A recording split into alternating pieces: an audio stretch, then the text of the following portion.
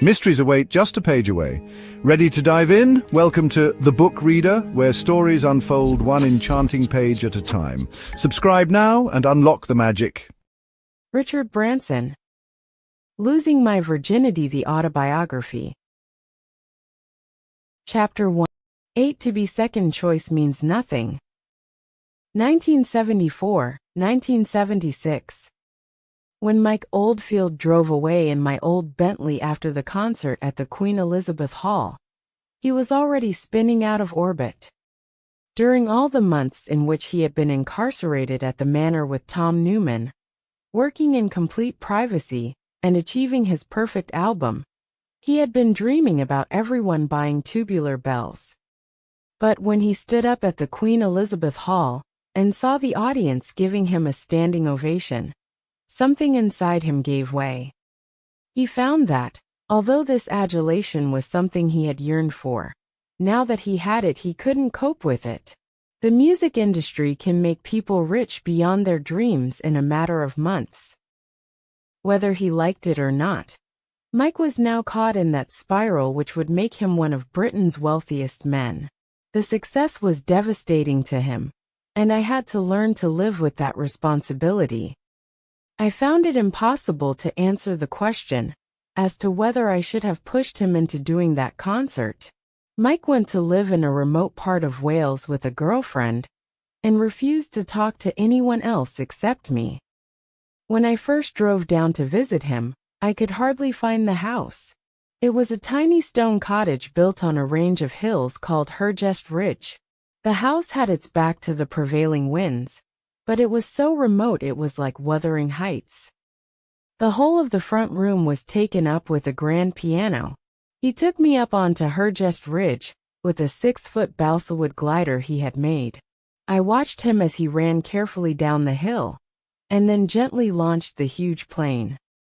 It hardly seemed to move at first, and appeared suspended above Mike's head, but then the wind caught it and it banked, soaring up and flying away from us down the ridge towards the fields below. Mike watched it, the wind blowing his hair back from his eyes, and for the first time I saw him smile. I drove back to London and left Mike living on Hergest Ridge. In a sad reversal of my having Kristen's clothes brought round to Alberta, so that she would have to move in with me, Mike went to the local pub one night and asked a friend to pack up his girlfriend's clothes and take her to the station. For the next 10 years, Mike Oldfield lived as a recluse and did no promotion for any of his albums. Fortunately, we had made a film of Mike playing Tubular Bells. We made it into a documentary and intercut it with pictures of abstract William Pye sculptures. The BBC showed it 3 times. Each time this film was broadcast, the sales of Tubular Bells and Mike's other records soared. Had Mike spent the next 10 years touring, like Pink Floyd, I am sure that he would have become one of the biggest rock stars in the world, and John Peel's prediction would have come true. As it was, Tubular Bells became more famous than Mike Oldfield, and although he recorded many other beautiful albums, such as Amadon, my own favorite, none of them matched the success of Tubular Bells. The other record companies were mystified by Mike's reticence to perform. Ahmet Ertegun, who had eventually, after much negotiation, licensed Tubular Bells in America, couldn't understand it. "You're telling me that you have a film of sculptures for the promo?" he snarled at me. "I don't get it." I'm not sure anyone over here will get it either. We can all visit the Met if we want to. As usual, Ahmet managed to come up with a solution. He sold Tubular Bells as the soundtrack for the film The Exorcist. As the film became a hit in America, so did the album. It finally reached the top of the American charts a year after it had done so in Britain. Simon and I developed 3 key aims when negotiating with bands. We never formally articulated them to each other, but our negotiations over Mike Oldfield taught us these general principles. First, we set out to own copyright for as long as possible. We tried our hardest never to agree a deal where the copyright reverted to the artist, because the only assets a record company has are its copyrights. We also tried to incorporate as much as possible of an artist's back catalog into our contract, although often this was tied up with other record labels. Beneath all the glamour of dealing with the rock stars, the only value lay in the intellectual copyright in their songs. We would thus offer high initial sums, but try to tie the artist in for 8 albums. Over the life of Virgin Music, we prided ourselves that we had never lost a band. We never lost a band because we always renegotiated their contracts after a few albums, although ironically Mike Oldfield was one case where I was too slow to renegotiate, and I almost lost him. The vital thing with a new band was, if you built them up, it would often be their 3rd or 4th album that would be the most valuable. One good example of this was the Human League, who had made 2 albums on Virgin, each of which sold progressively better, but who then broke into the big time with their 3rd album, Dare, which sold over 2 million copies. The last thing we wanted was to lose them after a couple of albums, only to see them become successful with another record label. After we signed the artist up, we would soon try to extend the contract, and, although we might give away 2 or 3 percentage points in royalties, it was a small concession in comparison with the potential of adding another 2 albums on to the end of the contract. Right from the start, Simon and I tried to position Virgin as an international company, and the second thing we always insisted on was incorporating worldwide copyright to the artist's work in our contracts. We would argue that there was less incentive for us to promote them in Britain, if they then used their success here to sell well overseas with someone else. Our last negotiating point was to ensure that Virgin owned the copyright in the individual members of the band, as well as the band itself. It was sometimes difficult to define a band.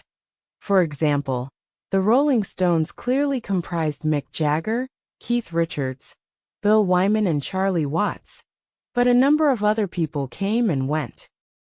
The record industry finally defined the Rolling Stones as Mick Jagger plus 3 others. Some bands split up and became individually successful. Genesis is perhaps the prime example, as Peter Gabriel and Phil Collins both became bigger stars outside Genesis than they had been within the band. We had to ensure that Virgin didn't sign a band only to be left with an empty shell, while the lead guitarist went on to succeed as a solo artist on another label. The only other great truth we found was that, if we wanted a band enough, we had to sign them almost no matter how high the bidding went. An artist on another label remains just that, nothing to do with us. Part of the secret of running a record label was to build up momentum, to keep signing new bands, and to keep breaking them into the big time. Even if a high-profile band lost us money, there would be other, intangible benefits, such as attracting others to sign with us, or opening doors to radio stations for our newer bands. With these principles in our minds, Virgin began to sign up new bands on the back of Mike Oldfield's success. The bulk of these would inevitably fail. We still paid ourselves tiny wages. We still all lived in each other's pocket, and we reinvested all the money we earned from Tubular Bells in new artists and building up the company. Kristen and I had been married for 2 years, but we were having too many difficulties together, and eventually, we decided to divorce. As well as my marriage breaking up in 1974, Virgin Music was beginning to have some problems. In August 1974, Mike Oldfield's next album, Hergest Ridge, went straight to #1. Since Tubular Bells was still at #2, money kept coming in. But Virgin was in danger of being seen as just Mike Oldfield's label. In spite of refusing to do any promotion himself, Mike's sales were so large that he eclipsed anyone else. During that rather awkward patch between 1974 and 1976, when Mike Oldfield was our only superstar, Virgin failed to sign 10 cubic centimeters, The Who and Pink Floyd, despite fighting hard for them. It seemed that we were destined to be forever the second choice. And in music, as in so many other things, the second choice means nothing. At the end of 1975, I pitched for the Rolling Stones. Word had got about that we had been prepared to pay £350,000 for 10 cubic centimeters. It astonished our rival record labels like Island. When I called up the Stones' manager, Prince Rupert Lowenstein, he was prepared to listen to me seriously, having heard about our 10 cubic centimeters offer. "How much are you asking for?" I asked him. "You'll never be able to afford it," Prince Rupert told me sympathetically. "It'll be at least $3 million. And anyway, Virgin is just too small." I knew that the only way to get his attention was to considerably better that offer. "I'll offer $4 million, I said, as long as there is some back catalog available. Buying the back catalog would enable Virgin to release a greatest hits album and would be a good insurance policy if the new record failed. "I'll send you round the list of the back catalog that's available," Prince Rupert said. "If you can bring a bank guarantee for $4 million to my office by Monday, then I'll look at it very seriously. Best of luck." It was Friday. Prince Rupert assumed that he had set me an impossible task. That weekend I traveled around the chain of Virgin distributors we had set up across Europe and France, Germany, Italy, Holland, Sweden, and Norway. As I traveled, I was constantly on the telephone to those in the rest of the world. I was looking to raise about £250,000 from each distributor. By the end of the weekend, I had tracked them all down and asked them to send telegrams to Coutts in London confirming that they would provide the money. By Monday morning I was back in London, but still some way short of the $4 million I had promised Prince Rupert. After adding up all the different commitments from the distributors, Coutts promised to make up the difference. I drove round to Prince Rupert's house in Petersham just before 11 o'clock with a bank guarantee for $4 million. Prince Rupert was dumbfounded. I had caught him completely off guard. He fingered the $4 million check, but then gave it back. "You'll have a chance to match the highest offer," he promised. "But you've started an auction."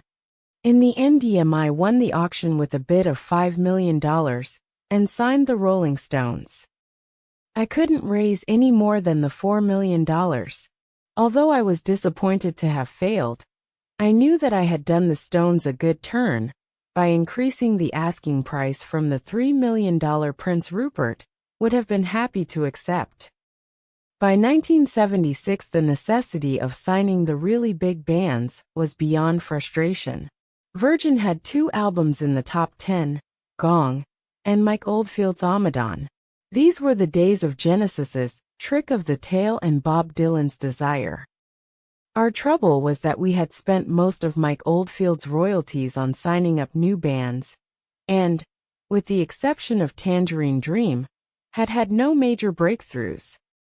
Tangerine Dream's Phaedra had become a top-selling album across Europe and greatly enhanced Virgin's reputation. Our catalog was full of wonderful, credible music, but we did not have enough really big sellers. More immediately, we were running out of cash. On top of that, Mike Oldfield wanted to renegotiate his contract. We were happy to renegotiate, but after we agreed a second version with an increased royalty to him, he instructed another lawyer, who began to push for an even higher royalty. Simon and I decided that Virgin couldn't go any higher. We pointed out that Virgin Music as a company was making less money than he was personally. When he asked how this was possible, I made the mistake of being completely honest with him. I told him that we needed successful artists like him to pay for our unsuccessful ones. His sympathy evaporated. "I'm not giving money away for you to blow on a whole load of rubbish," he said. "I'm going back to my lawyer." Eventually we agreed another contract, and Mike stayed with us. But it was a close-run thing. In the summer of 1976 we had a crisis meeting with Simon, Nick and Ken Berry.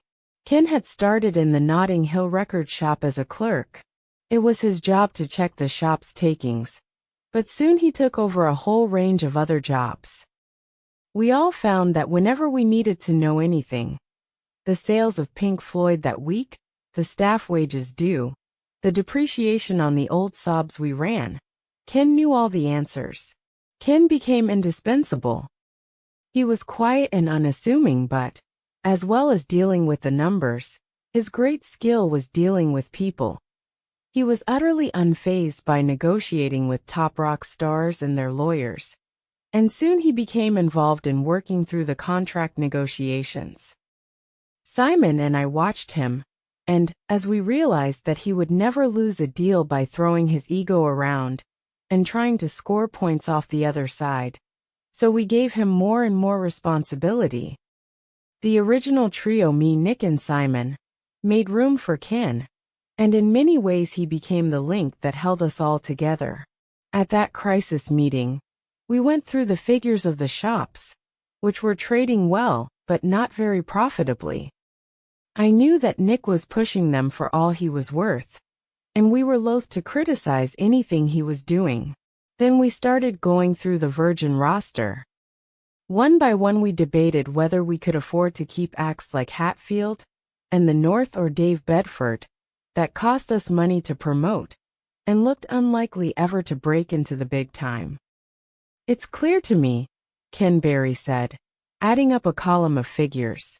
"We have to seriously consider scrapping all our bands apart from Mike Oldfield."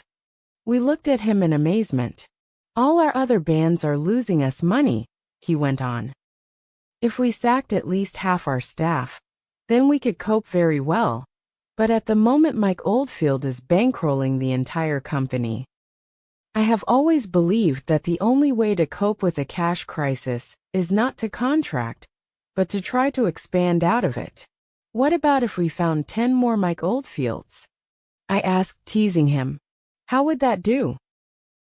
Ultimately, we had two options. Either tuck away a little money and eke out a living without taking any more risks, or use our last few pounds to try to sign up another band that could break us back into the big time. If we chose the first option, we could get by. We would be running a tiny company, but we could survive and make a living without any risks attached. If we chose the second, Virgin could be bust within a few months, but at least we would have one last chance to break out. Simon and I wanted to have one last go at breaking a new band. Nick and Ken eventually agreed with us, although I could see that they were reluctant to bet the entire company on a breakthrough. From that night, we were on an emergency footing, desperately searching for the next big thing. In the meantime, we cut back on whatever we could. We sold our cars. We closed down the swimming pool at the manor. We cut down on the stock in the record shops. We didn't pay ourselves. We dropped a few artists from the record label and made 9 staff redundant. This was the most difficult of all, and I shied away from the emotional confrontation and let Nick do it. One of the artists we reluctantly dropped was Dave Bedford, who was a brilliantly gifted classical composer. Dave reacted very well to the bad news. He wrote a long letter to me saying how much he understood the decision, that he appreciated his records had not sold, that he would have done the same if he had been in my shoes, that he bore Virgin no grudges, and wished us all the best for the future. At the same time, he wrote a letter to Mike Oldfield in which he described me as a complete shit, an utter bastard, and a vile, tone-deaf, money-grabbing parasite on musical talent. Unfortunately for Dave, he then put the letters in the wrong envelopes. 9. Never mind the bollocks. 1976, 1977. By August of 1976, Virgin was in real trouble. We were trying to sign some of the aggressive punk bands which were coming on the scene, but we seemed to keep missing out. For instance, we missed getting the Boomtown Rats because I insisted on including the music publishing rights, which they wanted to sell elsewhere. We were unable to find a new band that could lift us out of our rut or dispel our image as a rather hippie label. Among our other worries, we were in the middle of a dispute with Gong over some recording rights. Some of their followers came into the Vernon Yard offices to stage a protest. Our offices were invaded by a host of benign, bearded, long-haired and very peaceful activists wearing kaftans and sandals and smoking joints. They had the appearance of a wandering band of druids and wizards. After an enjoyable afternoon spent slouched on the sofas listening to Gong, Henry Cow and Mike Oldfield, and trying to talk me into signing some petition, they decided to leave. We stood by the front door and thanked them for coming. As they left, we gently relieved them of their pickings, mainly records they were trying to conceal in the flowing folds of their kaftans, but one or two of them were making off with posters, tapes, staplers, and even a telephone. They all smiled when they were caught and left in the best of spirits. I followed them out into Portobello Road and watched them wander away through the fruit stalls. One of them stopped to buy some dates. As the stallholder sold him the fruit, a man with his hair shaved into a Mohican and dyed pink and green walked by. The kaftan followers of Gong looked uncomprehendingly at the punk, picked up their dates and walked off, munching slowly. "I'm going to be out for 10 minutes, I told Penny, my assistant. I went up Portobello Road and found somewhere to have a haircut. "How much off?" asked the barber. "I think it's about time I got some value for money," I said. "Take about 1.5 feet off, and let's see what I look like underneath." In place of names like Hatfield and the North and Tangerine Dream, a string of new bands had taken over the poster sites. They were called names like The Damned, The Clash, The Stranglers, and most notorious of all, the Sex Pistols. In the last week of November, I was working in my office when I heard this extraordinary song being played in Simon's office directly below me. I had never heard anything like it. I ran downstairs to see him. "What was that?" I asked. "It's the Sex Pistols single. It's called Anarchy in the UK. How's it doing?" "Very well," Simon admitted. "Very well indeed." "Who signed them up?" "Emmy. I turned them down a couple of months ago. I could have made a mistake." There was something so raw and powerful about the song that I was determined to see whether we could win them back. A few days later, I called up Leslie Hill, the managing director of EMI. He was far too busy and important to take my call, so I left a message with his secretary saying that if he ever wanted to get rid of his embarrassment, then he should contact me. Half an hour later, she called me back to say that EMI were quite happy with the Sex Pistols. "Thank you." That very evening, December 1st, at 5:30 p.m., the Sex Pistols caused a national furor. They were being interviewed on Today, an afternoon television show hosted by Bill Grundy. Bill Grundy had rolled back from a good lunch at Punch and realized that the 4 lads in his studio were fairly drunk as well. He started to mock them, talking about other great composers, Mozart, Bach, and Beethoven. It was all a bit silly, until Johnny Rotten spilt his drink in one corner and quietly swore. "Shit." "What did you say?" Grundy asked. "What was that? Didn't I hear you say a rude word?" "It was nothing," Rotten said. "Come on, what was it?" Grundy got what he asked for. "I said, shit," Rotten told him. "Really?" Grundy said. "Good heavens, you frightened me to death." Then Grundy turned to Susie Sue, who was the other guest, and asked her whether she would meet him afterward. Steve Jones, one of the Sex Pistols, laughed and called him a dirty old sod. Grundy then turned to him and goaded him into saying more swear words.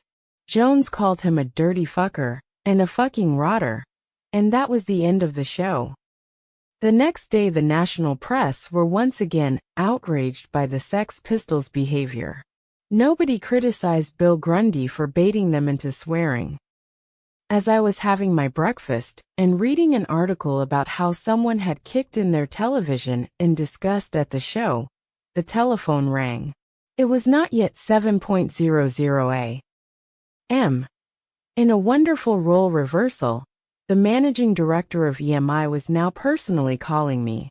"Please come and see me immediately," he said. "I gather that you're interested in signing the Sex Pistols." I went straight round to EMI's offices. Leslie Hill and I agreed that EMI would transfer the Sex Pistols to Virgin, conditional upon Malcolm McLaren, the group's manager, agreeing. We shook hands. Then Malcolm McLaren was ushered in from the next door room. "Virgin have offered to take the Sex Pistols on," Hill said, trying unsuccessfully to keep the relief out of his voice. "Excellent," McLaren said, offering me his hand. "I'll come to your offices later this afternoon." I normally make up my mind about whether I can trust somebody within 60 seconds of meeting them. As I watched Malcolm McLaren, with his tight black trousers and pointed boots, I wondered how easy it would be to do business with him. He never showed up at Vernon Yard that afternoon, and never returned my phone calls the next day. I stopped ringing him after 4 attempts. He knew how to get hold of me, but he didn't call. On March 9, 1977, McLaren signed the Sex Pistols to A&M Records. The ceremony was staged outside Buckingham Palace, where the 4 punks lined up and screamed abuse at the royal family. The band were just 4 regular lads, but they were being whipped up by Malcolm McLaren. I sat at my desk and wondered about Malcolm McLaren. I knew that he had a bestseller on his hands, a band which would transform Virgin's image. If Virgin could sign the Sex Pistols, it would at a stroke remove the hippie image which was hanging over us. EMI sneered at Virgin and called us the Earl's Court hippies. Never mind that we lived nowhere near Earl's Court. The name stuck and I didn't like it. We were stuck with the image of Gong and Mike Oldfield. The royalty checks were impressive, but I feared that none of the new punk bands would take us seriously if we only had a number of hippie bands. Virgin music needed to change, and to change quickly, and the Sex Pistols could do it for us. "Every band is a risk," Derek Green, managing director of A&M, airily told the press. "But in my opinion the Sex Pistols are less of a risk than most." A&M hosted a party to celebrate the signing of the Sex Pistols. Since A&M were capitalists making money out of bands by exploiting them, the Sex Pistols hated them as they hated all record companies. Or at least they pretended to. Sid Vicious, then the band's bassist, excelled himself immediately after the signing by wrecking Derek Green's office and being sick all over his desk. As soon as I heard this, I reached for my telephone to try one last shot. To my delight, Derek Green told me he was dropping them. "Can we sign them?" I asked. "If you can cope with them," he said. "We certainly can't." The Sex Pistols were given £75,000 by A&M as compensation for the cancelled contract. Together with the £50,000 they had been given from EMI, they had earned £125,000 for doing nothing more than a bit of swearing and vomiting and one single. Once again, the Sex Pistols were looking for a record label. I began to marvel at how Malcolm McLaren had played his cards so well. The Sex Pistols were now the most shocking band in the country. Among all the punk bands which now rapidly materialized, the Sex Pistols were still the most notorious. They had a single called God Save the Queen, which I knew they wanted to release in time for the Queen's Silver Jubilee Day in July 1977. I watched and waited, knowing that Malcolm McLaren didn't like me. He sneered at me as a hippie who had become a businessman. But, As the weeks passed and Jubilee Day came closer, nobody else came forward to sign the Sex Pistols. I knew that Virgin was perhaps the only record label who could do it. We had no shareholders to protest, no parent company or boss to tell me not to. On May 12, 1977, Malcolm McLaren finally came to see us. The tables had turned. Virgin signed the British rights for the Sex Pistols' first album for £15,000, with a further £50,000 payable for rights for the rest of the world. Do you realize what you're getting into? McLaren asked me. I do, I assured him. The question is, do you? From the moment we signed the Sex Pistols, McLaren was looking for ways to alienate us, so that we'd be sufficiently embarrassed to want to get rid of them. To McLaren's horror and bemusement, we refused to be outraged. We released God Save the Queen, which was banned by BBC Radio, and soared to number 2 in the charts. It would have been number 1, but record shops like Virgin and HMV, which would be likely to be selling large quantities of the record, were excluded from the sample taken in order to compile the charts. On Jubilee Day 1977, Malcolm McLaren rented a Thames pleasure cruiser and steamed upriver towards the House of Commons. The police knew that something was up, and as we set off from Westminster Pier, 2 police launches shadowed us. The band waited until they were right alongside the House of Commons, and then they picked up their guitars and drumsticks and roared out their own version of the national anthem. God Save the Queen, a fascist regime, made you a moron, a potential H-bomb. God save the Queen. She ain't no human being. There ain't no future in England's dream, and no future. No future. The police pulled up alongside and insisted that the band stop playing. This was unwarranted since the boat had a license for bands to play. It brought back memories of the Beatles' last ever live performance on the rooftop of the Apple Studios, when the police pulled the plug on them. If it had been Frank Sinatra on board, there would have been no problem. The police boarded our boat and steered us back to the pier, where they arrested Malcolm McLaren, mainly because he put up such a spirited fight and started yelling, "Fascist pigs." That week we sold over 100,000 copies of God Save the Queen. It was clearly the number 1 record, but Top of the Pops and the BBC claimed that Rod Stewart was really the number 1. God Save the Queen was banned from the television and radio. From our point of view, it was good business. The more it was banned, the better it sold. The Sex Pistols were a turning point for us, the band we had been looking for. They put Virgin back on the map as a record company that could generate a huge amount of publicity and that could cope with punk rock. The Sex Pistols were a national event. Every shopper up and down the high street, every farmer, everyone on every bus, every grandmother had heard of the Sex Pistols. And living close to that kind of public outcry was fascinating. As Oscar Wilde pointed out, the only thing worse than being talked about is not being talked about. The Sex Pistols generated more newspaper cuttings than anything else in 1977, apart from the Silver Jubilee itself. Their notoriety was practically a tangible asset. Most of the press was negative, but so had it been for the Rolling Stones when they had set out 15 years earlier. In November 1977, Virgin released Never Mind the Bollocks, Here's the Sex Pistols. The lettering on the album sleeve was a brilliant design by Jamie Reed, crudely cut out from newspaper headlines in the same way as kidnappers' notes and hate mail were delivered. Virgin shops put large yellow posters in their windows advertising the record. Not surprisingly, there would always be someone who was offended by this. One day the manager of our shop in Nottingham was arrested under the Same Indecent Advertisements Act of 1889, for which I had been arrested nearly 10 years previously, when the Student Advisory Center had advertised help for people suffering from venereal disease. I called John Mortimer, who had defended me then. I'm afraid we've fallen foul of the Indecent Advertisements Act again, I told him. The police are saying that we can't use the word bollocks. Bollocks, he asked. What on earth's wrong with bollocks? It's one of my favorite words. They're making us take down the Sex Pistols poster saying, "Never mind the bollocks, here's the Sex Pistols." And they're threatening to injunct the album.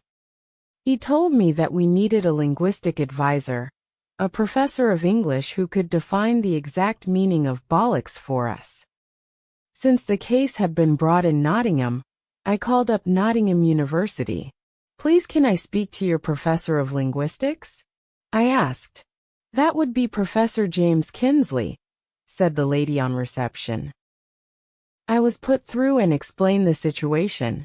So one of your staff has been arrested for displaying the word bollocks, said Professor Kinsley. What a load of bollocks. Actually, the word bollocks is an 18th century nickname for priests. And then, because priests generally seem to speak such a lot of nonsense in their sermons, bollocks gradually came to mean rubbish. So bollocks actually means either priest or rubbish. I checked, making sure I hadn't missed anything. That is correct, he said. Would you be prepared to be a witness in court? I asked. I'd be delighted, he said. I enjoyed the court case. The police prosecutor was determined to win what was clearly a case of national importance. Our shop manager was cross-examined and admitted that he had prominently displayed the Sex Pistols poster in the shop window. The police officer recited how he had arrested him since he was displaying this offensive poster. The policeman had the smug look of someone who was doing the public a great service and expected to be praised for it. No questions, John Mortimer said when he was invited to cross-examine the policeman. Rather disappointed, the policeman stood down. I would like to call my witness, John Mortimer said when he stood up. Professor James Kinsley, Professor of Linguistics at Nottingham University. As Professor James Kinsley explained that bollocks was nothing to do with testicles, but actually meant priests. And then, due to priest sermons being full of it, rubbish, John Mortimer peered at him myopically and appeared to be struggling to straighten out his thoughts. So, Professor Kinsley, are you saying that this expression, "Never mind the bollocks, here's the Sex Pistols," which is the basis of this prosecution, should more accurately be translated as "Never mind the priests, here's the Sex Pistols"? Asked John Mortimer. I am. Or it could mean "Never mind the rubbish, here's the Sex Pistols." John Mortimer allowed a silence to develop in the court. "Never mind the priests, here's the Sex Pistols," he mused. That is the meaning of this expression. Well, I have nothing further to add.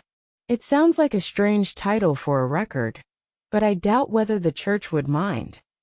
I doubt they would either, Professor Kinsley agreed. The prosecutor then pressed Professor Kinsley on this point, asking him how he could be sure that no clergyman would be offended. Professor Kinsley then played his trump card by folding down his polo neck to reveal a dog collar.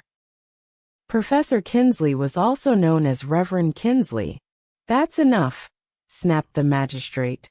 He straightened his back, squared his shoulders and, adopting as much magisterial solemnity as he could muster, announced, "The case is dismissed." And that marks the end of the current chapter. Thank you for listening to The Book Reader. Stay tuned for the next episode tomorrow. Please subscribe for updates.